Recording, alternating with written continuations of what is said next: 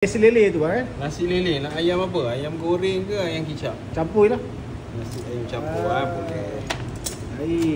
Ayam kicap apa ni dia pedas ke? Dia pedas-pedas manja je. Untuk budak pedas sikit lah. Untuk kita tak ada masalah. Alhamdulillah baik.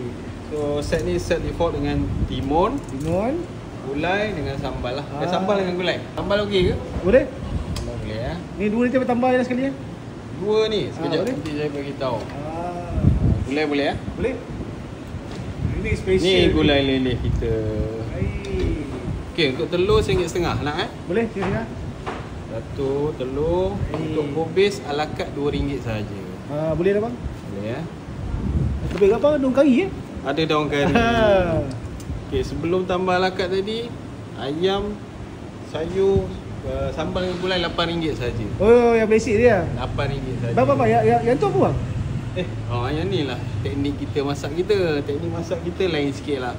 Nama Kita dia masak menggunakan sous vide teknik. Sous vide ya? Ya, teknik ni untuk kita mengekalkan juiciness dalam ayam. Oh. So untuk ayam chicken breast pun tak ada masalah, mesti tender. Dia macam rendam air ya? Macam rendam dalam air. Lepas tu baru kita goreng 2 minit. Kita masak sejam. Share drink kita pandan green tea. Pandan Thai green tea.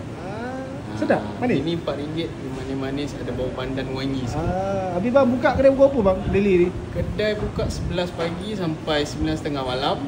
Tak ada cuti, hari-hari buka. Baik, saya makan dulu Okey, ini dia. Bismillah bang. Nice, terima kasih.